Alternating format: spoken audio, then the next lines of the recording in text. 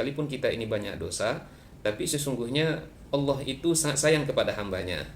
Maka banyaklah cara, banyaklah wasilah yang bisa kita lakukan agar kita bisa membersihkan diri kita dari yang namanya dosa, agar Allah ampunkan kesalahan demi kesalahan, maksiat demi maksiat yang pernah kita lakukan. Nah, di dalam buku ini teman-teman, di dalam buku terjemahannya, tapi saya belum punya buku aslinya.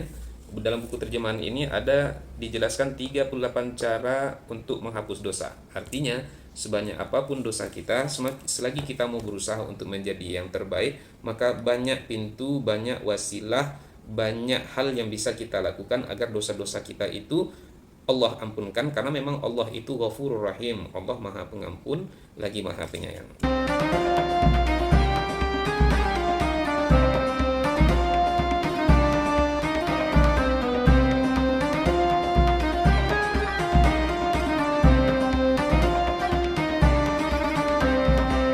A'udzubillahiminasyaitonirrajim. Bismillahirrahmanirrahim. Assalamualaikum warahmatullahi wabarakatuh. Alhamdulillahirabbil alamin, wassalatu wassalamu ala asyrofil anbiya'i wal mursalin wa ala alihi wa ashabihi ajma'in. Rabbi shrah li sadri wa yassir li amri wahlul 'uqdatam min lisani yafqahu qawli. Teman-teman yang dimuliakan Allah Subhanahu wa taala, semoga kita semua senantiasa dalam keadaan sehat walafiat, dan semoga Allah beri kita rezeki yang penuh berkah melimpah ruah, dan semoga pintu-pintu kebaikan Allah curahkan untuk kita semua. Teman-teman, insya Allah 20 atau 30 menit ke depan, insya Allah kita mencoba untuk membahas satu buku. Judul bukunya ini sudah diterjemahkan ke dalam bahasa Indonesia, 38 cara menghapus dosa. Judul asli buku ini Mafatihul Maghfirah Mukaffiratun Wadawa'uz Dzunub. Mafatih artinya pintu, kunci-kunci, jamak dari kata-kata miftah. Miftah artinya satu kunci, mafatih artinya kunci-kunci, maghfirah ampunan. Jadi buku aslinya judulnya Mafatihul Maghfirah, kunci-kunci ampunan, Mukaffiratu Wadawa'uz Dzunub, yang dapat menutupi dan dapat menghapuskan dosa-dosa yang dilakukan oleh seorang hamba. Buku ini ditulis oleh seorang syekh yang bernama Muhammad Ali Usman Mujahid. Jadi prinsipnya teman-teman, dalam satu hadis Nabi Muhammad SAW bersabda, kullu bani adama khata'un, setiap anak Adam itu bersalah, kata Rasulullah SAW. Artinya tak ada kita ini yang tak luput dari yang namanya salah, tak ada kita yang luput dari dosa. Maka Allah mengatakan fala tuzakku anfusakum, jangan kamu merasa dirimu itu bersih, jangan kamu merasa dirimu itu suci. Maka kalau bahasa teman-teman kita sekarang itu jangan sok suci. Jadi teman-teman, prinsipnya kita ini adalah hamba yang penuh dengan dosa, bergelimang dengan maksiat. Hari demi hari kita, waktu demi waktu kita kadang-kadang terisi dengan hal-hal yang tidak disukai Allah Subhanahu wa taala. Nah, teman-teman, kata Nabi tadi sebagaimana kita sebutkan, kullu bani adam khata'un, setiap anak Adam itu salah, kata Nabi. Kalau kita mau jujur, memang kita banyak salah, kita banyak dosa, mulai dari ujung rambut kita sampai ke ujung kaki kita. Barangkali bagi teman-teman yang perempuan, rambut yang barangkali pernah dibuka, diperlihatkan kepada orang yang tak berhak untuk melihatnya. Kemudian barangkali turun ke bawah, alis mata kita ini juga bisa bersalah. Kita bisa berdosa karena alis kita. Kenapa? Karena agama kita bagi muslim, syariat Islam tidak memperbolehkan untuk mencukur alis. Kemudian bulu mata kita, ini mungkin banyak yang dilakukan oleh kaum Hawa barangkali, karena memang kaum Hawa yang banyak melakukannya, menyambung bulu mata. Kemudian mata kita melihat yang tak baik, dosa mata. Apalagi saya pernah membaca artikel anak muda, khususnya anak muda Indonesia itu dalam sehari bermedia sosial itu tak kurang dari 6 jam. Nah, dalam 6 jam ini kan fakta yang tak bisa kita pungkiri. Kalaulah dalam sehari ada 24 jam, 6 jamnya itu bermedia sosial, mustahil rasanya mata kita ini takkan melihat sesuatu yang dipantangkan, sesuatu yang dilarangkan oleh syariat kita. Mata pernah melihat yang tak baik, kemudian mulut kita barangkali pernah berbohong, mulut kita barangkali pernah bergunjing, membukakan aib saudara kita, dan kemudian turun kita ke bawah, hati kita barangkali pernah iri, pernah dengki, tangan kita barangkali pernah menyentuh yang bukan mahram, padahal Nabi mengatakan ditusuknya kepala seorang hamba dengan besi yang dipanaskan itu lebih baik baginya daripada bersentuhan dengan yang bukan mahram. Barangkali tangan kita pernah mengambil yang bukan menjadi hak milik kita. Waktu SMA contohnya, makan bakwannya 5 tapi yang dibayar cuma 3. Nah, mengambil sesuatu yang dilarangkan, mengambil sesuatu dengan cara yang batil. Lalu kemudian lagi, maaf, antara pusat dan lutut kita barangkali pernah ditempatkan pada tempat yang tidak diredhoi oleh Allah Subhanahu wa taala. Kemudian kaki kita barangkali pernah menginjak tempat yang tak semestinya bagi kita untuk menginjakkan kaki kita di sana. Jadi teman-teman, kalau kita benar-benar mau jujur, maka sesungguhnya kita adalah hamba yang bergelimang dengan dosa. Tapi sekalipun demikian teman-teman, sekalipun kita ini banyak dosa, tapi sesungguhnya Allah itu sangat sayang kepada hambanya. Maka banyaklah cara, banyaklah wasilah yang bisa kita lakukan agar kita bisa membersihkan diri kita dari yang namanya dosa, agar Allah ampunkan kesalahan demi kesalahan, maksiat demi maksiat yang pernah kita lakukan. Nah, di dalam buku ini teman-teman, di dalam buku terjemahannya, tapi saya belum punya buku aslinya. Dalam buku terjemahan ini ada dijelaskan 38 cara untuk menghapus dosa. Artinya sebanyak apapun dosa kita, selagi kita mau berusaha untuk menjadi yang terbaik, maka banyak pintu, banyak wasilah, banyak hal yang bisa kita lakukan agar dosa-dosa kita itu Allah ampunkan, karena memang Allah itu Ghafurur Rahim. Allah Maha Pengampun lagi Maha Penyayang. Nah, teman-teman, apa saja yang dijelaskan dalam buku ini? Apa saja wasilah yang dapat menggugurkan dosa demi dosa kita? Yang pertama, di dalam buku dijelaskan cara pertama yang bisa menggugurkan, mengampunkan kesalahan demi kesalahan kita, yaitu melalui pintu iman namanya. Kita buka, ada di halaman yang pertama. Dosa akan diampunkan Allah Ta'ala melalui iman.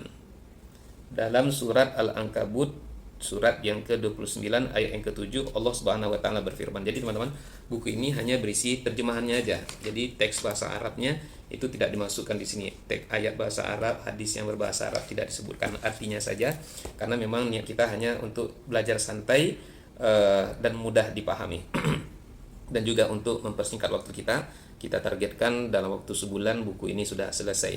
Insya Allah setiap harinya kita akan live jam 9:04 sampai nanti jam 10:04 sambil kita nanti sharing, diskusi, dan tanya jawab. Yang pertama, dalam buku dijelaskan yang dapat menggugurkan dosa itu adalah iman. Kita cek surat Al-Ankabut ayat yang ke-7. Allah Subhanahu wa taala berfirman, "Walladzina amanu wa 'amilus shalihat lanukaffiranna 'anhum sayyi'atihim wa lanajziyannahum ahsanal ladzi kanu ya'malun." Walladzina amanu, dan orang-orang yang beriman, wa 'amilus shalihat, dan orang-orang yang melakukan amal soleh, melakukan kebaikan, lanukaffiranna 'anhum sayyi'atihim, sungguh dan pasti kami akan menghapus kesalahan demi kesalahan mereka itu, walanajziyannahum ahsanal ladzi kanu ya'malun, dan kemudian mereka itu pasti akan kami beri balasan yang lebih baik dari apa yang mereka kerjakan. Nah, ini ayat yang menjelaskan bahwasanya iman akan menggugurkan dosa dan kesalahan. Kita baca lagi arti ayatnya, surat Al-Ankabut ayat yang ke-7. Walladzina amanu, dan orang-orang yang beriman mereka itu, wa 'amilus shalihat, dan melakukan amal soleh, lanukaffiranna 'anhum sayyi'atihim, sungguh kami akan Allah mengatakan, sungguh kami akan menghapus dosa-dosa, kesalahan-kesalahan, keburukan-keburukan yang pernah mereka lakukan, walanajziyannahum ahsanal ladzi kanu ya'malun, dan sungguh pasti kami akan membalasi mereka dengan yang lebih baik dari apa yang mereka pernah kerjakan. Ini dalil pertama menjelaskan tentang bahwasanya iman dapat menggugurkan dosa-dosa dan kesalahan. Kemudian juga ada di dalam surat Muhammad ayat yang ke-47 surat Muhammad ayat yang kedua, surat Muhammad surat yang ke-47, artinya, dan orang-orang yang beriman kepada Allah dan mengerjakan amal-amal yang soleh, melakukan amal baik, serta beriman pula kepada yang diturunkan kepada Nabi Muhammad Rasulullah SAW, itulah yang hak dari Tuhan mereka. Allah menghapuskan kesalahan-kesalahan mereka dan memperbaiki keadaan mereka. Ini dalil kedua di dalam Al-Quran yang menjelaskan Allah dengan iman Allah akan mengampunkan dosa dan kesalahan. Dan kemudian juga ada satu hadis Rasulullah SAW yang diriwayatkan dari Imam Ahmad, bahwasanya Rasulullah bersabda, tidak akan masuk ke dalam surga orang yang dalam hatinya ada sifat sombong walau hanya sebesar biji sawi, sebesar biji zarah. Sementara itu tidak akan kekal di dalam neraka orang yang dalam hatinya ada iman walau hanya sebesar biji sawi atau sebesar biji zarah. Artinya teman-teman, sebanyak apapun dosa kita, selagi iman ada di dalam dada kita, maka dengan itu Allah akan mengampunkan dosa demi dosa kita. Dan kemudian Rasulullah SAW juga bersabda, hadis yang diriwayatkan oleh Imam Bukhari dan Imam Muslim dari sahabat yang mulia Abu Hurairah radhiyallahu anhu, Nabi bersabda, iman itu terdiri dari 70 sekian cabang, dan malu adalah salah satu cabang daripada iman. Kalau saya tak salah, ini redaksi hadisnya, al-imanu bid'un wa sab'una syu'bah.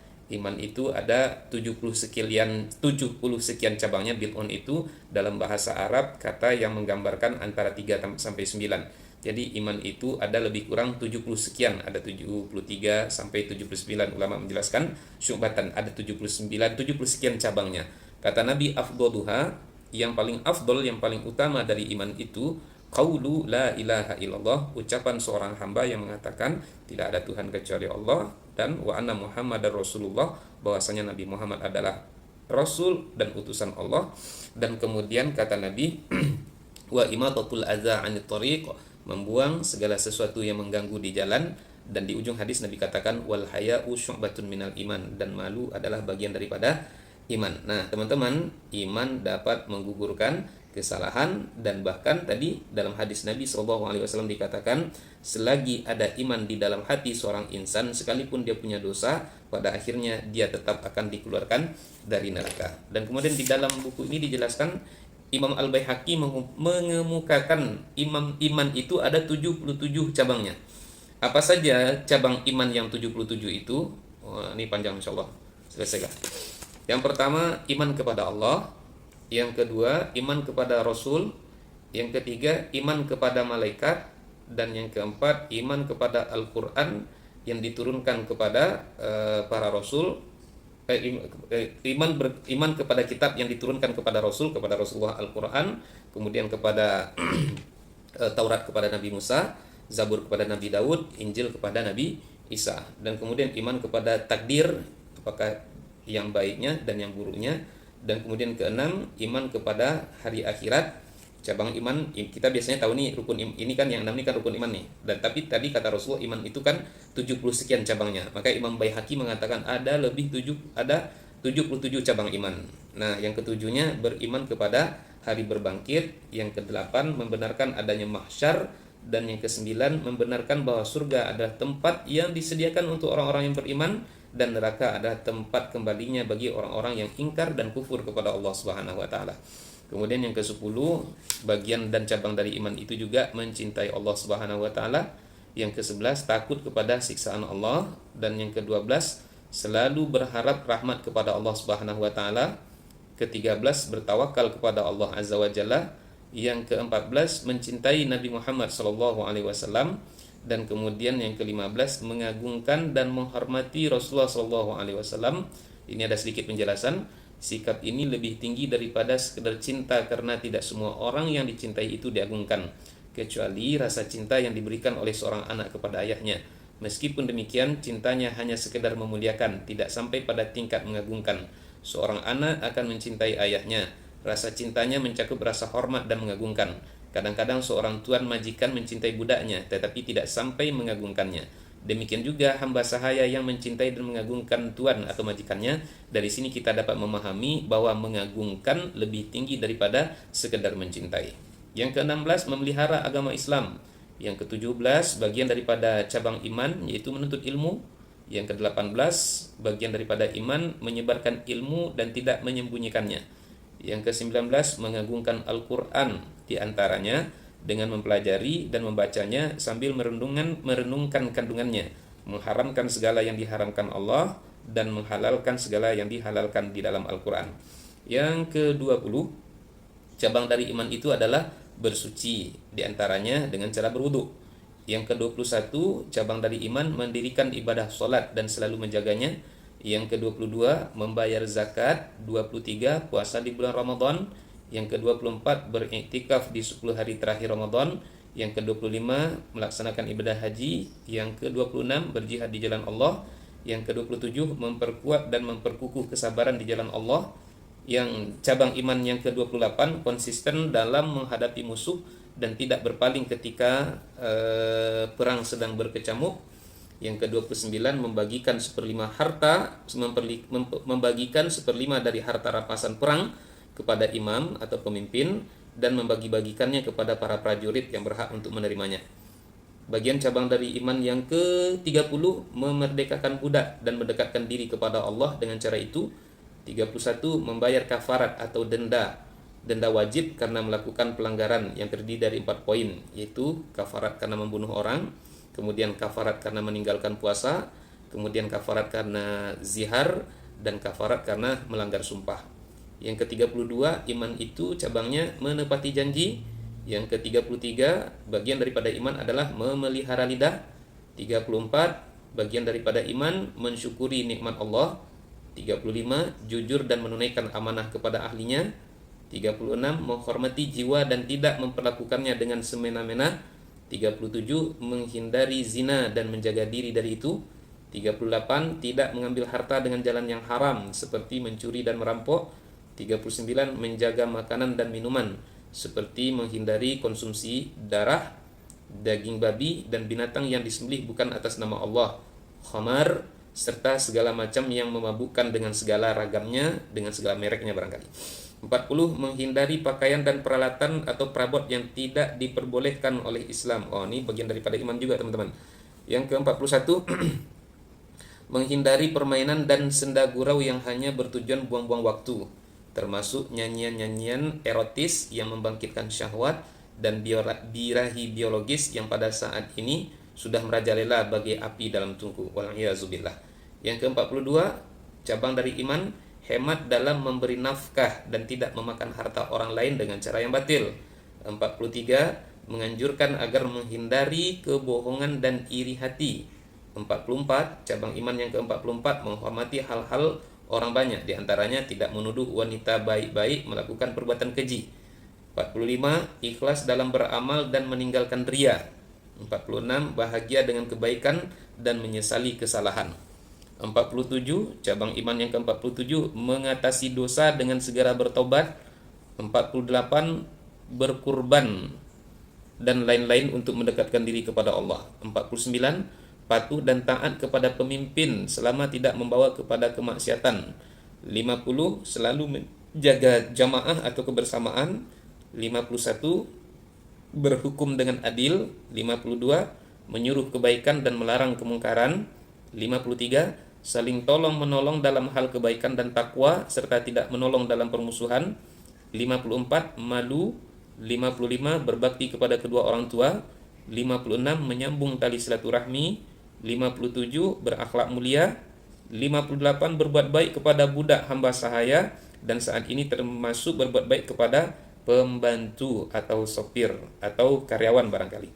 59, memenuhi hak dan kewajiban bagi budak. 60, memenuhi hak anak-anak dan keluarga, yaitu tanggung jawab seorang laki-laki terhadap keluarga dan anak-anaknya, memberikan pelajaran agama kepada mereka serta memenuhi kebutuhan mereka.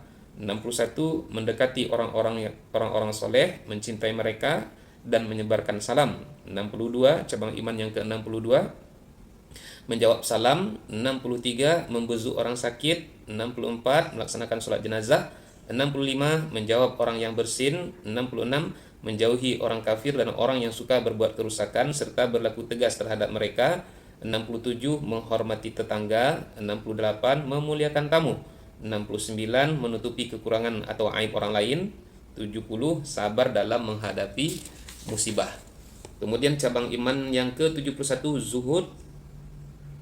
Yang ke-72 cemburu. Cabang iman yang ke-73 berpaling dari apa saja yang tidak bermanfaat. 74 dermawan dan senang memberi. 75 menyayangi anak-anak dan menghormati orang tua.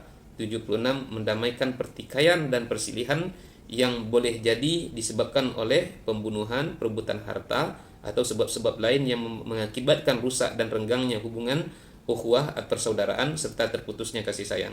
Ke-77 mencintai saudara sesama muslim sebagaimana mencintai diri sendiri dan tidak melakukan satu perbuatan yang tidak disenangi oleh orang lain sebagaimana dia tidak menyenanginya, termasuk perbuatan membuang duri dari jalan. Jadi teman-teman, Imam Al-Baihaqi merincikan cabang iman yang 77 itu. Karena waktu kita terbatas, teman-teman, pada akhirnya kita bermohon kepada Allah Subhanahu wa taala semoga kita bisa menjaga iman kita.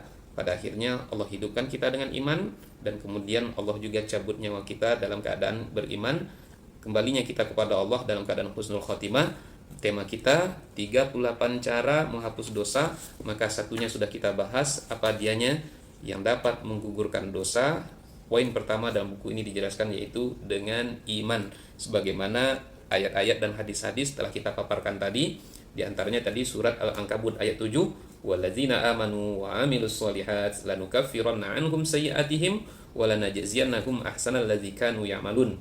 Dan orang-orang yang beriman dan melakukan amal soleh pasti akan kami hapuskan, pasti akan kami gugurkan kesalahan-kesalahan mereka dan kami akan memberikan balasan yang lebih baik daripada apa yang telah mereka kerjakan. Nah, teman-teman, kita cukupkan pembahasannya sampai di sini.